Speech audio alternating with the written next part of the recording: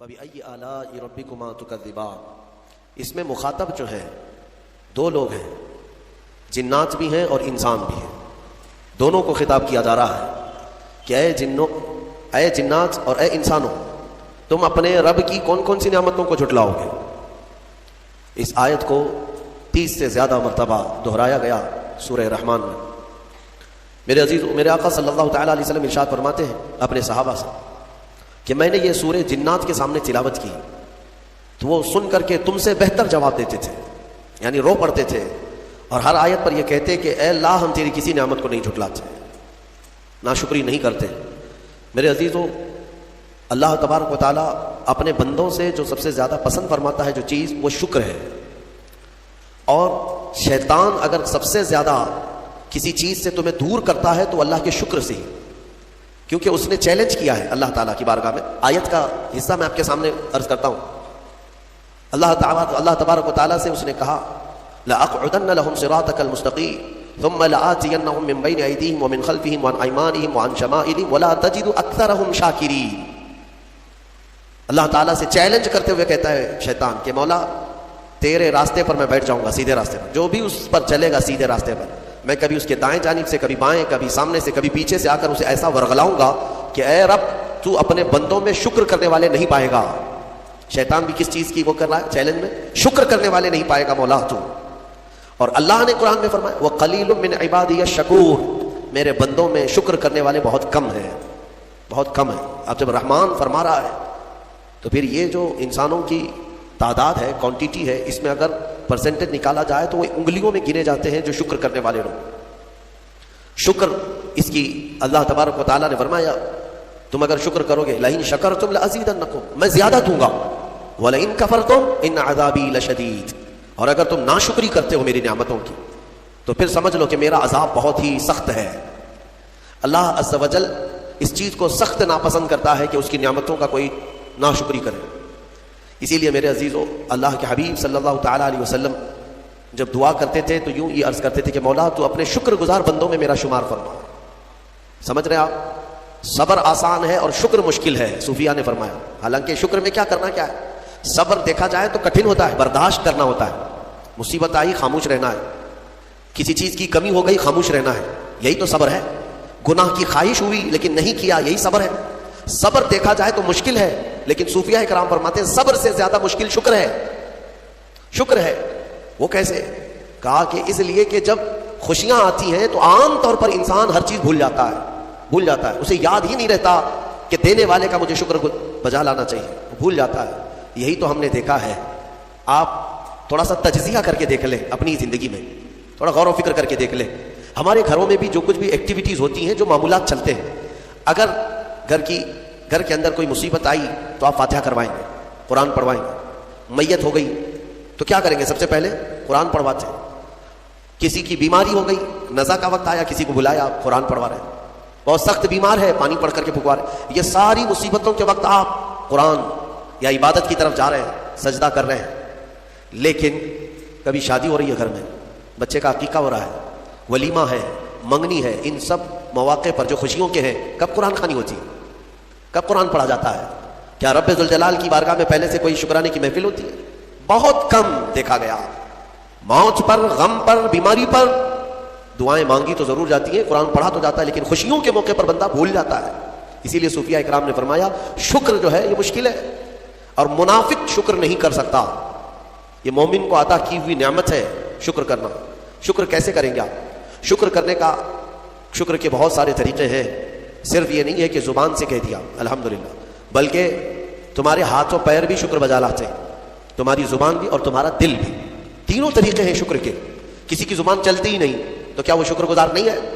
لیکن اگر اللہ رب العزت کے حوالے اپنے آپ کو کر دیا، دل سے وہ کہتا ہے کہ مولا میرا کچھ نہیں، سب تیرا ہے، وہ دل سے کہہ رہا ہے، اس کے دل کا شکر ہے۔ وہ ہاتھ اور پیر اگر عبادت کے لیے اٹھاتا ہے تو یہ ہاتھوں اور پیروں کی طرف سے اللہ کا شکر ہے، اور پھر زبان سے اگر کہتا ہے تو یہ زبان کا شکر ہے۔ الحمدللہ۔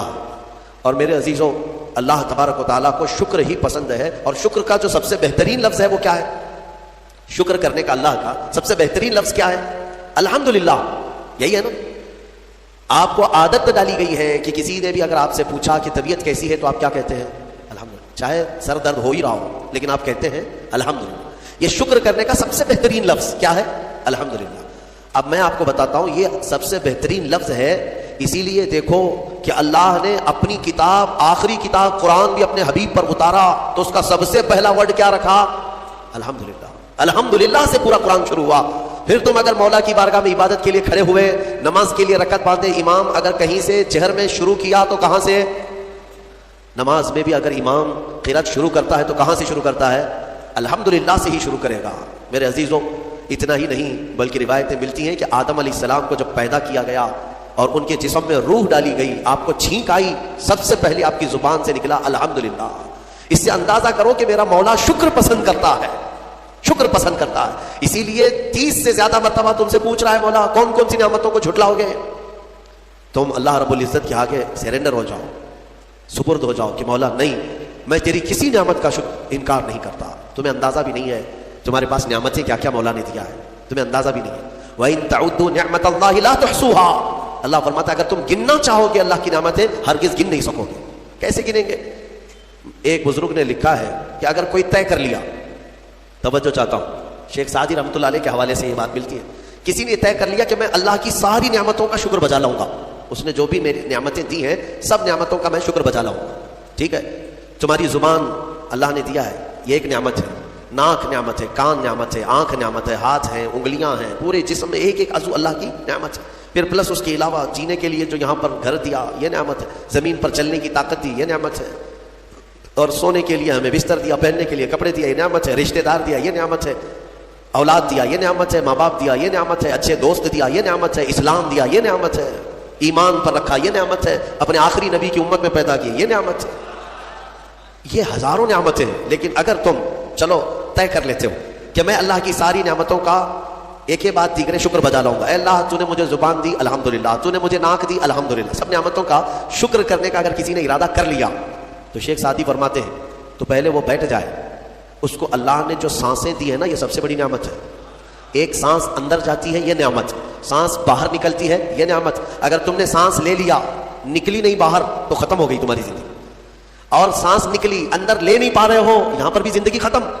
سانس لینا ایک نعمت، سانس باہر چھوڑنا یہ ایک نعمت. شیخ سعدی فرماتے ہیں اور ہر سانس نہیں ہوتی ہے، پرانی سانس نہیں آئے گی، ہر سانس نہیں ہے تو ہر سانس کے بدلے ہی تم اگر الحمدللہ کہتے رہ جاؤ گے تو زندگی گزر جائے گی سانسوں کے شکر پر، باقی نعمتیں ویسی ہی رہ جائیں گی.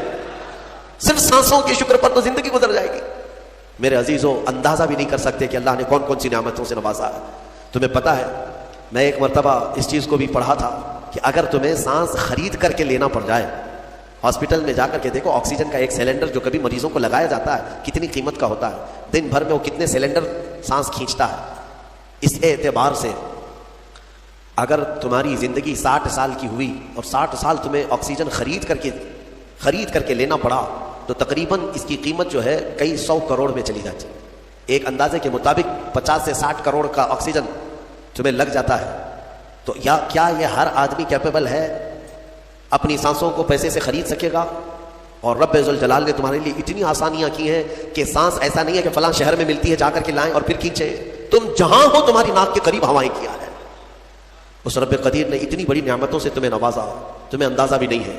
اور اسی لیے رب تعالیٰ فرماتا ہے فَبِأَيِّ آلَاءِ رَبِّكُمَا تُكَذِّبَانِ، تم میری کون کون سی نعمتوں کو جھٹلاؤ گے. حاتم اسم ایک بزرگ ہے، حضرت حاتم خلیفہ ہارون رشید کے زمانے کے. خلیفہ ہارون رشید کے زمانے میں بادشاہ نے ایک مرتبہ ان کو طلب کیا اور پوچھا کہ کچھ نصیحت کیجیے آپ مجھے. وہ اکثر بڑے بڑے علماء کو دربار میں بلاتا اور نصیحت حاصل کرتا. حضرت حاتم اسم رضی اللہ تعالیٰ عنہ نے بادشاہ سے ایک سوال کیا کہ ہارون اگر تمہارے ساتھ ایسا ہو جائے زندگی میں اور پیاس کی شدت ایسی ہے کہ تم بلک رہے ہو، اگر تم کو کوئی ایک گلاس پانی دینا چاہے اور وہ پیسوں میں دینا چاہے اور اس آدمی کے علاوہ کسی کے پاس پانی نہیں ہے، تم ایسی جگہ پر پہنچ گئے ہو جنگل میں یا صحرا میں، تو تم اس کو کتنے پیسے دے کر خرید سکتے ہو؟ ایک گلاس پانی وہ بہت بڑی قیمت لگا رہا ہے، تم کو اگر بہت شدت کی ضرورت ہے تو تم کتنا مال دے کر کے خریدو گے؟ خلیفہ ہارون رشید نے کہا میں اپنی آدھی سلطنت بھی دینے کو تیار ہو جاؤں گا ایک گلاس پانی، کیونکہ ضرورت ہے انسان کی، جان بچانا ہے. تو حاتم اسم نے کہا ٹھیک ہے تمہیں پانی تو مل گیا، کبھی ایسا ہوا تمہاری زندگی میں تم نے پانی تو پی لیا، پیٹ بھر کر پی لیا، پیٹ بھر کر کے، لیکن پانی اب نکلتا نہیں ہے، باہر نہیں نکلتا پانی، کوئی صورت ہی نہیں ہے کہ تمہارا پانی باہر آئے، پیشاب بند ہو چکا ہے۔ کوئی ایک حکیم ایسا ہے جو تم سے یہ کہے کہ میں تیرے پیٹ کا پانی باہر نکال دوں گا تو اسے کتنی قیمت دے گا؟ ہارون رشید نے کہا اس کو بھی میں اپنی آدھی سلطنت دے دوں گا، میرا پانی نکالنا ہے۔ تو حضرت حاتم اعصم نے فرمایا ہارون تیری پوری سلطنت کی قیمت ایک گلاس پانی کے برابر ہے، اگر نہ ملے تو آدھی سلطنت اور مل جائے نکالنے کے لیے آدھی سلطنت، تو سوچ وہ رب ذوالجلال بغیر کسی قیمت کے روز تجھے پلاتا بھی ہے اور روز تیرے سے نکالتا بھی ہے، کتنی بڑی نعمت ہے تیرے لیے۔ میرے عزیزوں میں آپ کو ایک چیز بتاتا ہوں، میرے آقا صلی اللہ تعالیٰ علیہ وسلم نے اپنی امت کو سب سے زیادہ اگر دعائیں سکھائی ہیں تو وہ شکر کی دعائیں، شکر کی دعائیں تلاش کر لینا، یہ میرے مطالعے کے اعتبار سے میں آپ کو بتا رہا ہوں۔ آپ روزمرہ کی زندگی میں، روزمرہ کی زندگی میں جو چیز بھی کرتے ہیں اس میں اللہ کا شکر ہے، میرے آقا نے سکھایا۔ آپ کھانا کھانے کے لیے بیٹھ رہے بسم اللہ پڑھ کر کے شروع کیے، کھانا ختم ہونے کے بعد میرے آقا نے سکھایا ہے الحمدللہ الذی اطعمنا وسقانا وکفانا وجعلنا من المسلمین۔ کیا ہے؟ تمام تعریفیں اس اللہ کے لیے، شکر ہے اس مولا کا جس نے ہمیں کھلایا پلایا اور ہمیں ہدایت دیا اور مسلمان بنایا۔ کھانے کے بعد بھی میرے آقا نے یہی سکھایا، کھانے کے بعد تمہیں کرنا کیا؟ یہی ہے۔ اچھا اور نیند لگ رہی ہے، سونے کے وقت کہا بسم اللہ پڑھ کر کے سو جاؤ، لیکن سو کر کے اٹھتے ہو اگر نیند کھلتی ہے تو میرے آقا فرماتے ہیں یہ پڑھو الحمدللہ الذی احیانا بعد ما اماتنا، الحمد سے ہی شروع ہے، تمام تعریفیں اس اللہ کے لیے جس نے ایک موت کے بعد مجھے دوبارہ اٹھایا ہے۔ ہاں کیا سمجھتے ہیں نیند جو ہے موت کی بہن ہے، اگر کوئی سویا مولا چاہے تو اس کی آخری نیند ہو سکتی ہے، بہت سارے ایسے ہیں جو سوئے اور پھر اٹھ ہی نہیں سکے۔ نیند کی حالت ایسی ہوتی ہے کہ وہ آدھی موت کے برابر ہے، اس کو خبر نہیں ہوتی، اسی میں وہ چلا بھی جا سکتا ہے، اور پھر جب تمہیں بیدار کرتا ہے مولا تو یہ نعمت ہے، بہت بڑی نعمت ہے کہ تمہیں موت کے منہ میں لے جا کر واپس لے آیا۔ جب بھی تم اٹھتے ہو میرے آقا نے فرمایا شکر بجا لاؤ، شکر ہے اس اللہ کا، تمام تعریفیں اس اللہ کی، بعد ما اماتنا احیانا بعد ما اماتنا، ہمیں موت دینے کے بعد دوبارہ اٹھایا ہے، اس اللہ کا شکر ہے۔ سو کے اٹھو تو الحمدللہ۔ اتنا ہی نہیں میرے عزیز، میرے آقا صلی اللہ تعالیٰ علیہ وسلم فرماتے کپڑا اگر پہن لیا تو بھی پڑھو الحمدللہ الذی کسانی ھذا، تمام تعریفیں اس اللہ کے لیے جس نے مجھے یہ جوڑا پہنایا۔ ہاں ورنہ اگر مولا تعالیٰ نہ چاہے تو کسی جسم پر کپڑا بھی نہیں آئے گا، وہ روز تمہیں پہناتا ہے، تمہارے ستر کو چھپاتا ہے۔ اتنا ہی نہیں میں آپ کو بتاؤں استنجا کے لیے بھی جاتے ہو، پیشاب کے لیے فرمایا گیا کہ بسم اللہ پڑھ کر کے تو جانا ہے اور اللہ کی پناہ مانگ کر کے جاؤ، بسم اللہ اللہم انی اعوذ بک من الخبث والخبائث۔ لیکن جب تم استنجا کر کے باہر آتے ہو تو حضور نے فرمایا پھر یہ کہو الحمدللہ الذی اذهب عنی الاذى وعافانی۔ وہاں بھی شکر ہے، کس بات کا شکر ہے؟ تمام تعریفیں اس اللہ کی، اس کا شکر ہے جس نے اذیت دینے والی تکلیف دینے والی چیز کو میرے جسم سے دور کیا۔ تمہیں اندازہ ہے زہر ہے جو اندر استنجا جمع ہو جائے، آسانی سے آج پیشاب کر لیتے ہو، آسانی سے آج تم حاجت کر لیتے ہو، پخانہ ہو جاتا ہے، تو اس کو یوں مت سمجھ لینا کہ تمہارا کمال ہے، یہ رب تعالیٰ کی ہزار نعمتوں میں سے ایک نعمت۔ اگر پیشاب تمہارا رک گیا، کڈنی کام کرنا چھوڑ دیتی ہے، آج جاؤ ہاسپٹلوں میں دیکھو ڈائلیسس کی مشینوں پر کتنے مریض سوئے ہوئے ہیں۔ تمہیں پتا ہے پیشاب اگر نہیں نکلتا تو آج کے زمانے میں نیا ایک علاج ہے، ڈاکٹرز کیا کرتے ہیں کہ پانی جو ہے یہ پیشاب پورا خون میں مل جاتا ہے اور زہر بنتا ہے جسم میں۔ اگر ایک دن پیشاب نہیں ہوا تو پانی تمہارا جسم میں بھر جائے گا، اسی کو کریٹینن کا لیول بڑھنا کہتے ہیں، زہر بھر جاتا ہے۔ اب اس کو نکالے کیسے؟ باہر آتا نہیں۔ ڈاکٹر اس کے لیے ڈائلیسس کی مشین پر اس کو لٹاتے ہیں، کیا کرتے ہیں بڑی موٹی موٹی 2 سوئیاں یہاں حلق میں ڈالتے ہیں گردن کے پاس، یا پھر ہاتھ سے ایک پائپ جسم کا پورا خون نکالتا ہے اور مشین میں ڈالتا ہے، اور مشین فلٹر کرتی ہے، دوسرے پائپ سے فلٹر کیا ہوا خون اندر جاتا ہے، اور جو پانی ہے وہ مشین نکال کر کے باہر ایک ڈبے میں پھینکتی رہتی ہے۔ میرے عزیزوں میں نے اپنی آنکھوں سے دیکھا ہے ایک بار ڈائلیسس کرنے کے لیے 4 گھنٹے لگتے ہیں، 4 گھنٹے لگتے ہیں، اور کئی مریض ایسے ہیں جن کو ہفتے میں 3 مرتبہ یہ کرنا پڑتا ہے، اور ڈاکٹر ان کو 1 بوتل پانی دیتا ہے، لمیٹڈ پانی پینا، پورے 2 دن میں 1 لیٹر سے زیادہ پانی مت پیو۔ اللہ چاہ کر کے وہ پانی نہیں پی پاتے، چمچ سے پانی پیتے ہیں، ڈھکن سے پانی پیتے ہیں کہ زیادہ ہو گیا تو جسم میں نکلنے کی جگہ نہیں ہے۔ خیر یہ تو ڈاکٹرز نے پیشاب نکالنے کے طریقے تو اپنا لیے میرے عزیزوں، لیکن اگر پخانہ نہیں نکلا تو اب تک اس کے علاج بھی نہیں ملتے۔ کھا لیا آپ نے، اگر یہ غلاظت نہیں نکل پائی تمہارے اندر تو پورے جسم میں یہ زہر بن کر کے پھیل جائے گا، موت کا سبب بن جاتا ہے۔ جب ہم بیت الخلاء میں جاتے ہیں اور پیشاب پخانہ کر کے نکلتے ہیں تو تمہیں کیا لگتا ہے میرے عزیزو یہ اللہ کی ہزارہ نعمتوں میں سے ایک نعمت ہے کہ اذیت دینے والی چیز کو اس نے ہمارے جسم سے ہٹایا ہے.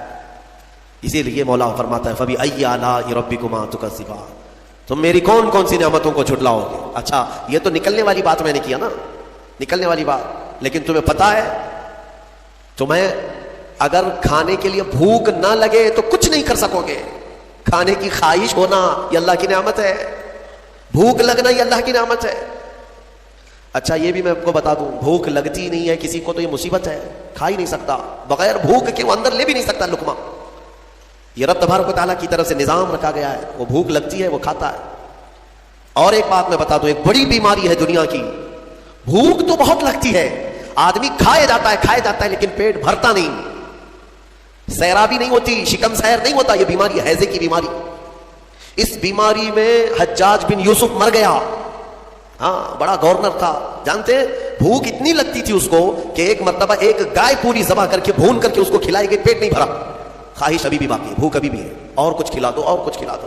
اس کو پھر انڈے کھلائے گئے, مرغیاں کھلائی گئی, اتنا کھلایا گیا کہ پیٹ پھٹ گیا, پیٹ پھٹ گیا اور زہریلا ہو گیا. آپ کو کیا میں مطلب, پیٹ 4 لقمے کھانے کے بعد, کسی کو 10 لقمے کھانے کے بعد ایسا لگتا ہے پیٹ بھر گیا, الحمدللہ پیٹ بھر گیا.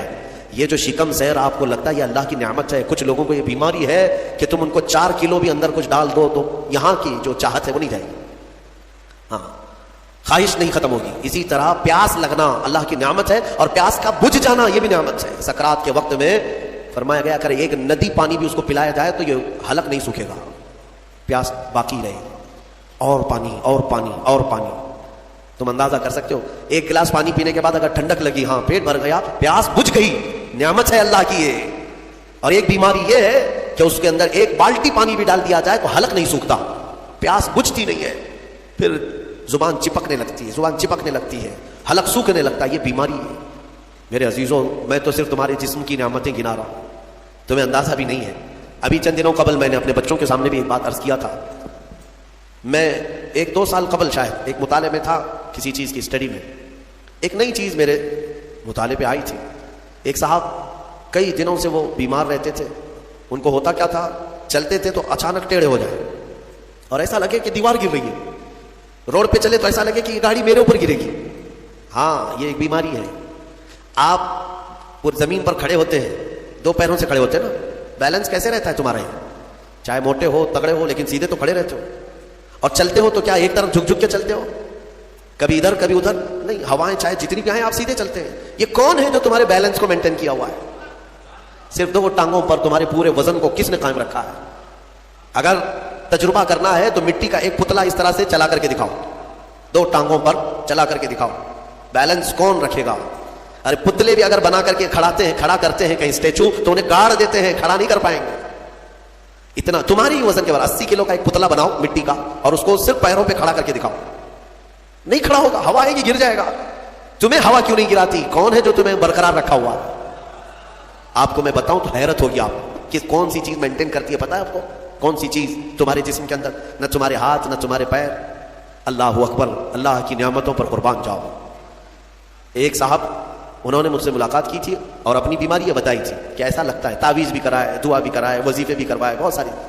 ایک ماہر دانشور تھے, انہوں نے مجھ سے یہ کہا کہ مولانا مسئلہ یہ ہے کہ ہمارے دونوں کانوں کے بیچ میں ایک چھوٹا سا پارا, ایک قطرہ ہوتا ہے پارے کا, لکوڈ پارا دیکھیں آپ بی پی چیک کرنے کے وقت جو چڑھتا اترتا ہے مشینوں میں, اس طرح کا ایک ہلکا سا ایک لکوڈ قطرہ ہمارے دونوں کانوں کے برابر بیچوں بیچ ہوتا ہے, اور وہ قطرہ ہے جو پورے بیلنس کو مینٹین کرتا ہے.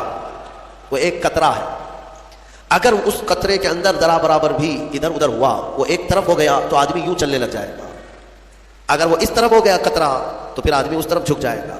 اور یہ جلدی ہوتا نہیں ہے, وہ اتنا مضبوطی کے ساتھ پورے انسانوں کے جسموں کو سنبھالے رکھتا ہے. میرے عزیزوں پھر میں پوچھتا ہوں فَبِأَيِّ آلَاءِ رَبِّكُمَا تُكَذِّبَانِ, تم اپنے رب کی کون کون سی نعمتوں کو جھٹلاؤ گے؟ اور ایک بات, عجیب چیزیں میں نے دیکھی, کبھی ہم غور نہیں کرتے نا اپنے جسم میں, اور اسی لیے میرا رحمان فرماتا ہے وَفِي أَنفُسِكُمْ أَفَلَا تُبْصِرُونَ, تمہاری ذات میں میری نشانیاں ہیں, تم دیکھتے نہیں؟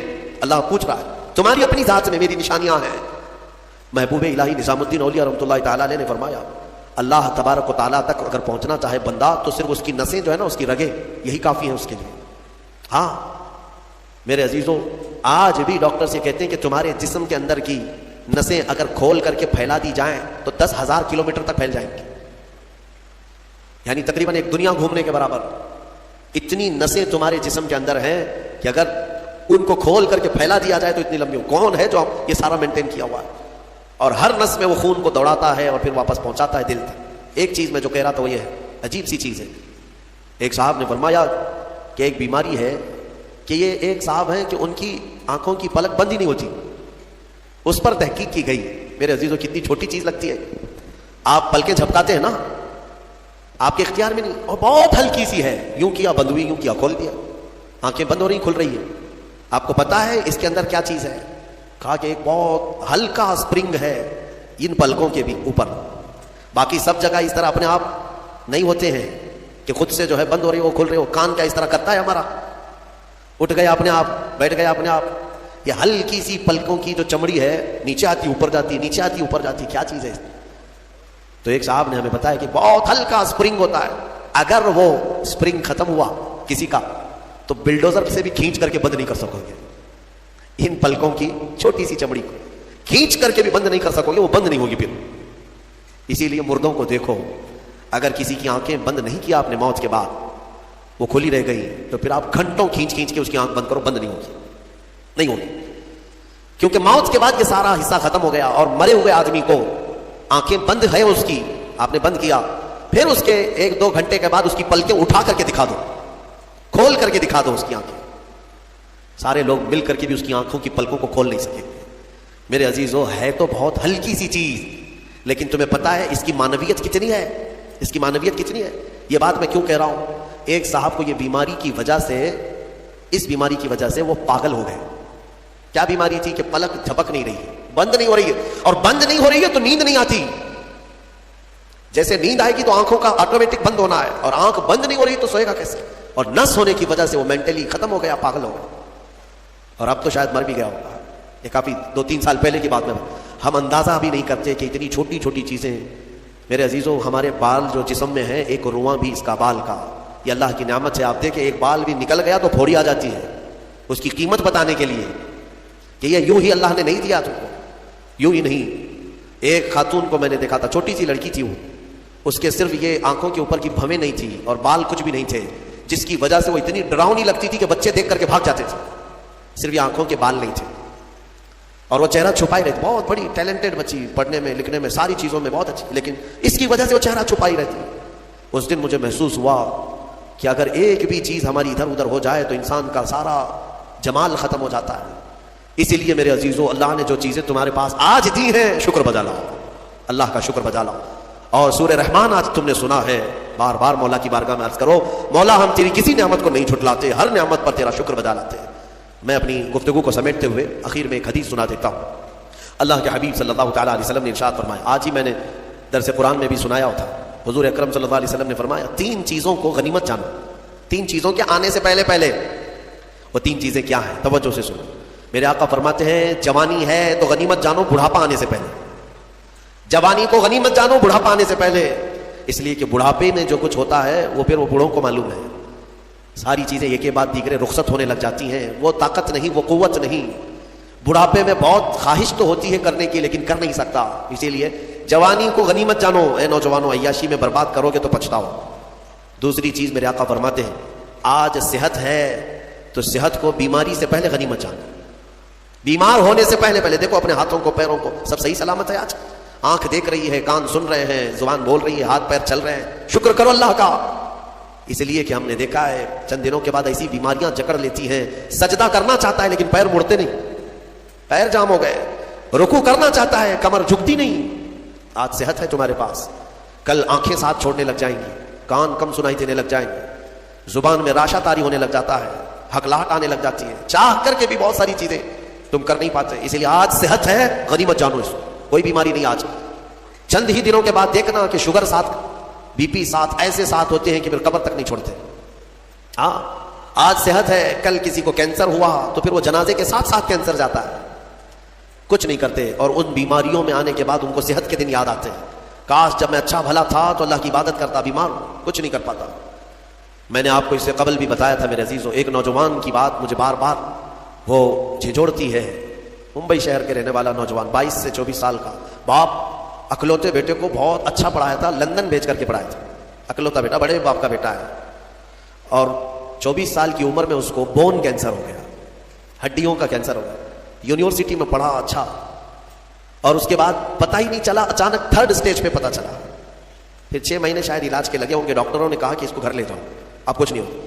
گھر آیا تھا, اس کی ہڈیاں گل گئی تھی. ہاں, بون کینسر بڑا ڈینجر ہے, ہڈیاں جو ہے پاؤڈر ہونے لگ جاتی ہیں. اس کو اگر اٹھائیں تو پیٹھ کی ہڈی میں انگلیاں اندر جانے لگ جاتی ہیں. یہ کینسر بہت خطرناک قسم کا ہے. اس کے چند دن بچے ہوں گے اپنے گھر پر, علاج وغیرہ سب ختم ہو چکا. اس نے اپنے باپ کو ایک دن حسرت سے بلایا اور کہا, ابا میری وہ 10ویں کی 12ویں کی گریجویٹ کی یہ جو مارک شیٹ ہے, سند ہے, جو میں نے میڈل حاصل کی وہ کہاں ہے؟ کہا بیٹا سب سنبھال کے رکھا ہوں. کہا میں دیکھنا چاہتا ہوں. باپ نے وہ ساری چیزیں الماری سے اس کو دیا کہ یہ سرٹیفکیٹ ہے, یہ تیری سند ہے, یہ مارک شیٹ ہے, یہ ساری چیزیں. وہ نوجوان بستر پر لے کر کے اپنی سرٹیفکیٹ پڑی ہوئی, اس میں ٹاپر بھی رہا ہے, وہ سب چیزیں دیکھ کر کے رونے لگا.